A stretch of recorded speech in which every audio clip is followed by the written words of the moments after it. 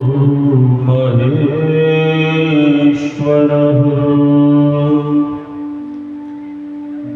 गुरुर्साक्षात् परं ब्रह्म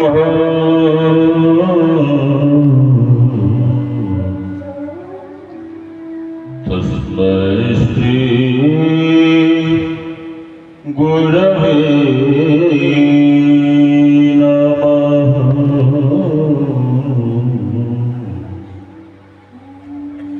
तस्मै श्री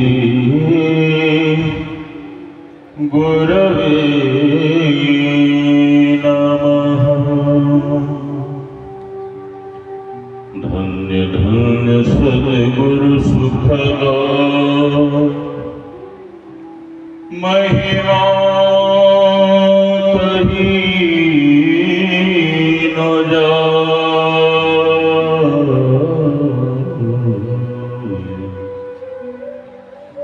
जो कछु कहूँ तुम्हारी कृपा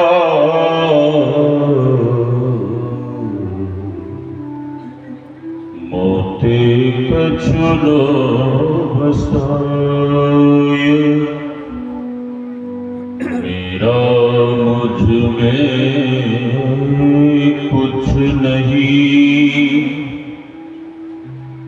जो कुछ है गुरु तोय तेरा तुझको सौंपता क्या लगेगा मोर तेरा तुझको सौंपता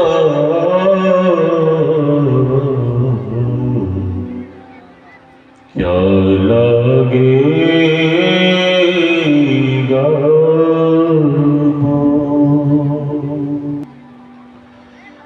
आसक्त राशि परमाराध्य सद्गुरु महाराज के चरणों में अब पावन निवास में विराज रहे गुरुदेव के लाडले लाल तपोमूर्ति संत मत के प्रधान आचार्य ब्रह्मर्षि परम पूज्यपाद स्वामी श्री चतुरानंद जी महाराज के युगल चरणों में कोटि कोटि नमन। इस पावन मंच पर विराज रहे पूज्य संत चरण, इस ज्ञान यज्ञ में पधारे हुए पूज्य गुरुजन, सत्संग प्रेमी महानुभावों, माताओं एवं भक्तिमती बहनों, आप सबों के भीतर विराज रहे परमात्मा स्वरूप आत्मा को हम वंदन करते हैं। श्री राम मैं सब जग जानी, करो प्रणाम जोरी जुग पानी।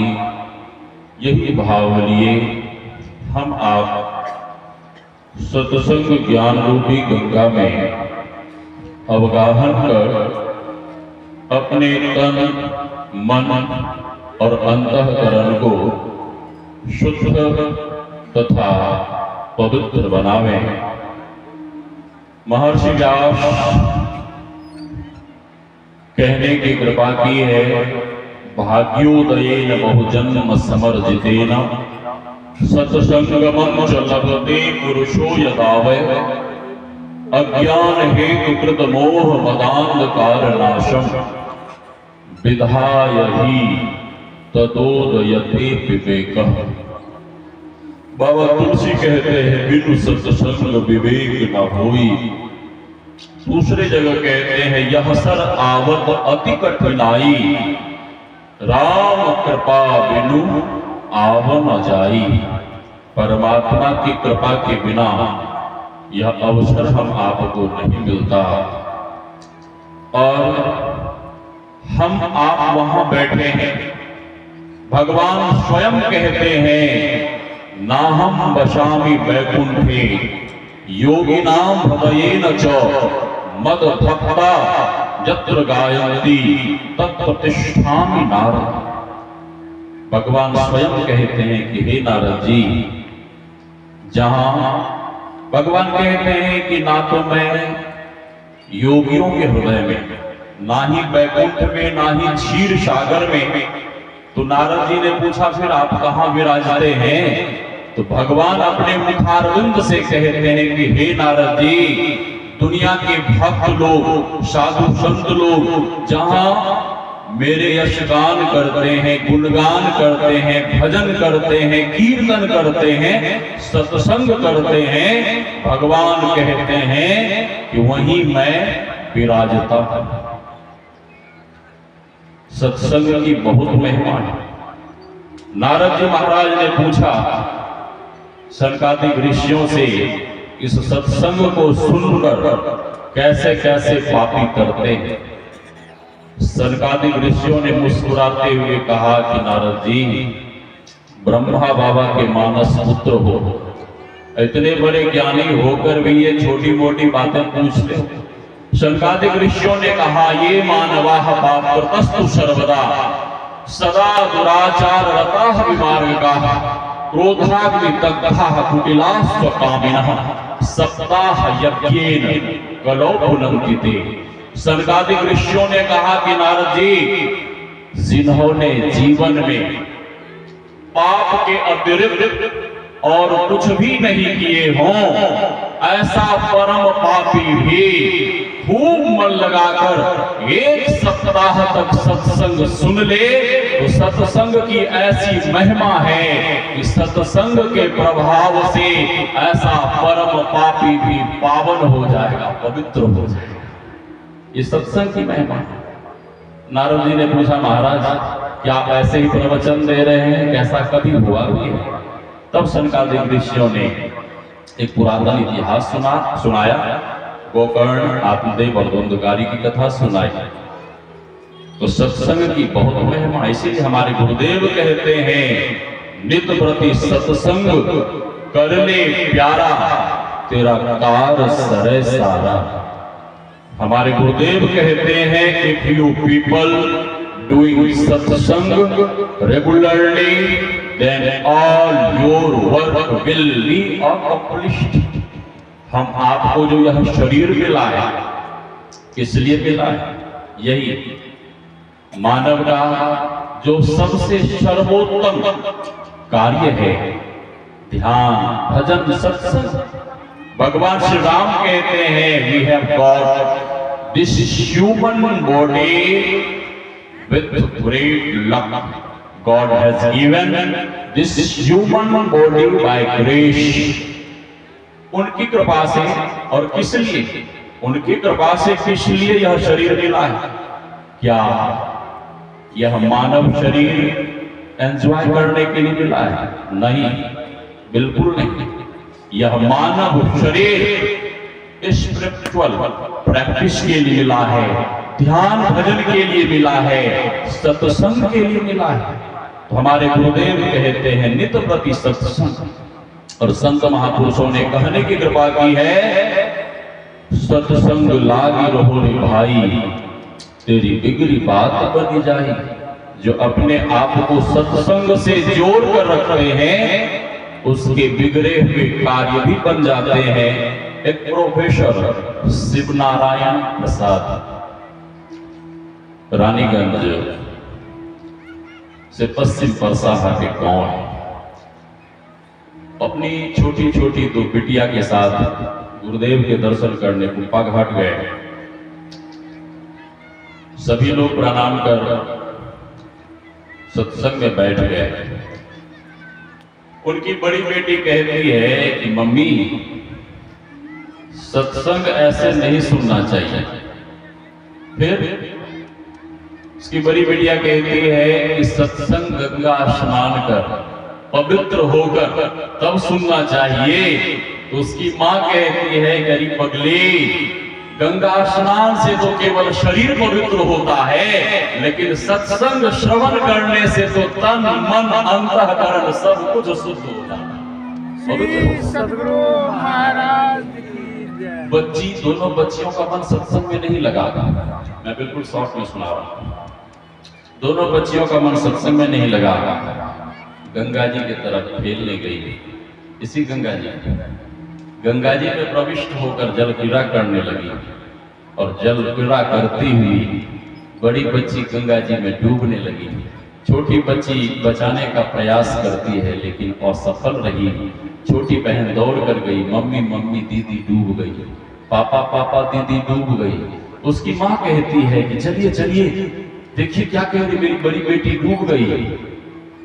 शिवनारायण बाबू इतने समर्पित गुरु महाराज के प्रति, उन्होंने कहा कि गुरुदेव का सत्संग चल रहा है, मैं जाकर भी अपनी बिटिया को नहीं बचा पाऊंगा। यदि मेरी बेटी डूब गई तो मैं उसे जाकर भी नहीं बचा पाऊंगा, और यदि मैं गुरुदेव के ज्ञान को छोड़कर गया तो मैं स्वयं इस भवसागर में डूब जाऊंगा। श्री सदगुरु महाराज की जय। पत्नी नाराज हुई। पत्नी कहती है कि आपका हृदय पत्थर का है क्या? मेरी बेटी डूब गई और आपको सत्संग कर रहा है। चुपचाप बैठे रहे, सत्संग सुनते रहे। पत्नी वहीं बैठकर रोती रही। इधर जो बच्ची डूब रही थी उसको लगा कि अब मैं नहीं बच पाऊंगी, तो दोनों हाथ ऊपर उठाकर गुरु महाराज को पुकारने लगी, हे गुरु महाराज हमें बचा लीजिए, हे गुरु महाराज हमें बचा लीजिए। और आप पुकार करती हुई वो बच्ची गंगा जी में डूब गई। क्या गुरुदेव भक्त की पुकार नहीं सुनते हैं? सुनते हैं, सुनते हैं क्या? विश्वास के साथ कह रहे हैं। हाँ, यहाँ गुरु भक्त लोग कह रहे हैं सुनते हैं। चाहे बिहार के लोग पुकारे, चाहे पंजाब के लोग पुकारे, चाहे विदेश के लोग पुकारे, जहां कहीं भी शिष्यों ने, भक्तों ने अपने गुरुदेव भगवान को पुकारा, गुरुदेव भगवान प्रत्यक्ष या अप्रत्यक्ष रूप में अपने शिष्यों की, भक्तों की रक्षा की। मैं पहली बार हांगकांग गया था। बुद्धिस्ट सन्यासी के जैसे वस्त्र हमने पहन रखा था। सिंगापुर में एक माता जी उसी कलर के कपड़े हमें दे दी थी गिफ्ट में, दान में। पहनकर हांगकांग गया। वहीं से उसे संदेह हो गया ऑफिसर को कि बुद्धिस्ट है, बुद्धिस्ट सन्यासी पकड़ लिया। मैं तो बड़े आराम से बैठा था वेटिंग हॉल में, लेकिन स्वामी सत्यानंद जी महाराज को चिंता होने लगी कि जब मैं भारत जाऊंगा और वहां साधु महात्मा लोग पूछेंगे कि मुक्तानंद जी कहाँ हैं, तो लोगों को क्या जवाब दूंगा। और यही उनको पता था कि लोग सन्यासी को पकड़ते हैं तो छोड़ते नहीं हैं, जान से मार डालते हैं। इसी चिंता में बड़े ही दुखी होकर रोने लगे और गुरु महाराज से कहने लगे कि हे गुरुदेव, इस विदेश की धरा पर अब आपके सिवा और कोई रक्षक नहीं है। वे कहने लगे बिनु तुम कृपा को बची सके, काल तीनों लोक में प्रभु शरण तुम आरत जना, दुस्सहाय जन के शोक में। हे गुरुदेव, अब आपके सिवा और कोई रक्षक नहीं है। प्रार्थना करते हुए रोने लगे। मैं तो बड़े आराम से बैठा था वेटिंग हॉल में, मुझे पता नहीं था ये लोग पकड़ कर मारेंगे या क्या करेंगे। उसी बीच एक घटना घटती। एक सज्जन के रूप में धोती कुर्ता पहने हुए मेरे पास आते हैं और हमसे कहते हैं कि आप मुक्तानंद जी हैं। मैंने कहा जी हाँ। आप कौन? अपना कोई परिचय नहीं देते हुए कहते हैं कि आप चिंता मत करिए, अभी मैं आपको छुड़वा देता हूँ। ऑफिसर को अपने से बुलाते हैं मेरे पास, बिठाकर ऑफिसर को हमसे बिना कुछ पूछे ऑफिसर को सब कुछ समझाने लगे। ये लोग वैदिक सनातन धर्मी हैं, सन्यासी हैं, महात्मा हैं, ये लोग सत्संग के लिए यहाँ पर आए हैं। ऑफिसर को जब सब सारी बातें समझ में आई, ऑफिसर हमसे कहता है सॉरी स्वामी जी, हमसे गलती हो गई, मैंने संदेह बस आपको पकड़ लिया था, ये लीजिए अपना पासपोर्ट और डॉलर, आप जाइए उधर से। मैंने कहा ठीक है। मैं उधर से घूम कर जाने लगा। और वे सज्जन और ऑफिसर किसी शॉर्टकट रास्ते से स्वामी जी के पास पहुंचते हैं और स्वामी जी से कहते हैं कि आप स्वामी सत्यानंद जी महाराज हैं। उन्होंने कहा जी हाँ, आप कौन? वहां भी अपना कोई परिचय नहीं देते हैं। इतने में ही ऑफिसर क्षमा मांगता है, सो सॉरी स्वामी जी, हमसे बहुत बड़ी गलती हो गई, मैंने संदेहवश आपके साथी को पकड़ लिया था। स्वामी जी ने कहा कोई बात नहीं है। जितनी देर के लिए स्वामी जी की दृष्टि ऑफिसर के तरफ गई, उतनी ही देर में वे जो सज्जन के रूप में हमें छुड़ाने आए थे, बचाने आए थे, उतनी ही देर में वहां से गायब हो गए, अदृश्य हो गए। श्री सद्गुरु मैं पहुंचा, स्वामी जी का रोया रोया चेहरा। उन्होंने पूछा कि आपको जो छुड़ाने गए थे वो कौन थे? मैंने कहा कि मुझे नहीं पता, मैं तो यह समझ रहा था कि आपका भेजा हुआ कोई भक्त है। उन्होंने कहा नहीं, मेरे कोई भक्त नहीं थे। मैंने कहा वो तो बिना पूछे आपके बारे में, मेरे बारे में ऑफिसर को सब कुछ बता रहे थे। ऐसा जैसे ही मैंने कहा, वो पुनः दोबारा वो फूट फूट कर रोने लगे। मैंने पूछा आप रो क्यों रहे हैं? रोते हुए कहते हैं कि अभी तक आप समझ नहीं पाए। मैंने कहा नहीं। वे कहते हैं कि आपके पास कुर्सी पर बैठे रहे, आपने उन्हें पहचाना नहीं, मेरे पास आकर खड़े रहे, मैं उनका चरण स्पर्श तक नहीं कर पाया। मैंने पूछा कौन थे? रोते हुए कहते हैं कि वे सज्जन के रूप में और कोई नहीं, मेरी आर्त पुकार, मेरी प्रार्थना सुन, वे सज्जन के रूप में और कोई नहीं, आपकी रक्षा के लिए साक्षात गुरुदेव ही आए थे।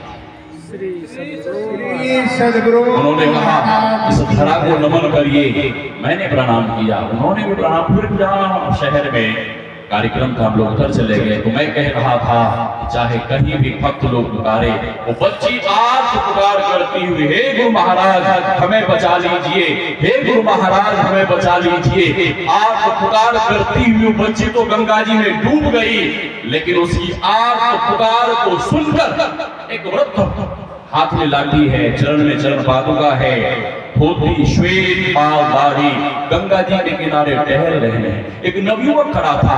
वृद्ध बाबा कहते हैं ऐ बच्चा, क्या तुम तैरना जानते हो? वो नवयुवक इलाहाबाद का रहने वाला था। वो बच्चा कहता हाँ बाबा, मैं तैरना जानता हूँ। वृद्ध बाबा कहते हैं ऐ बच्चा, यहाँ एक बच्ची डूब गई है, क्या तुम उसे ऊपर कर पाओगे? हाँ। कपड़े कुपड़े उतारा, छलांग लगाया, डुबकी लगाई, बच्ची नहीं मिली। तो वृद्ध बाबा कहते हैं बच्चा,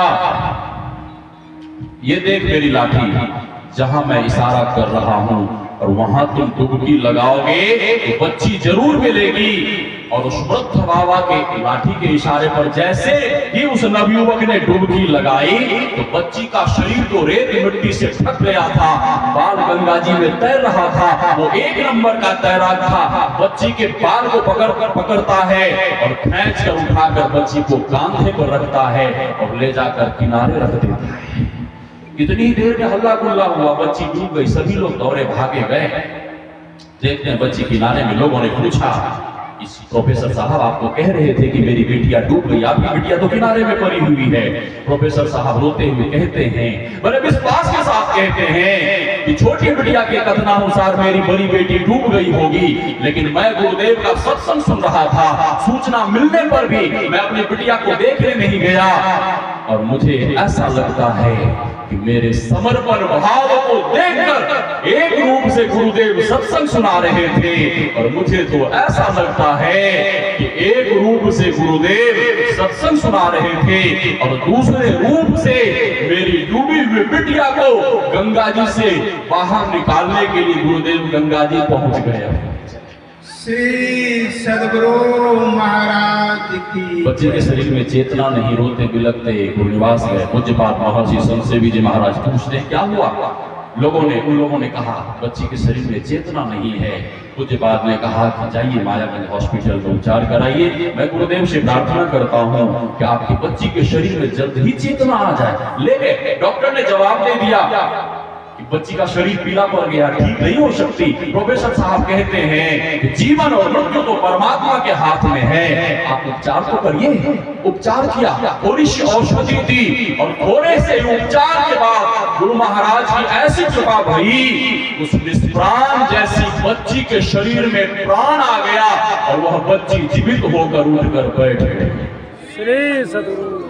आगे और भी कथा है, नहीं सुनाऊंगा, समय हो गया है। तो हम आपके बीच एक से एक संत महापुरुष हैं और सत्संग की बहुत महिमा है। कितना भी कहा जाए यह महिमा समाप्त होने वाला नहीं है। आगे फिर जब समय मिलेगा तो आपकी सेवा करूंगा। बोलिए श्री सद्गुरु महा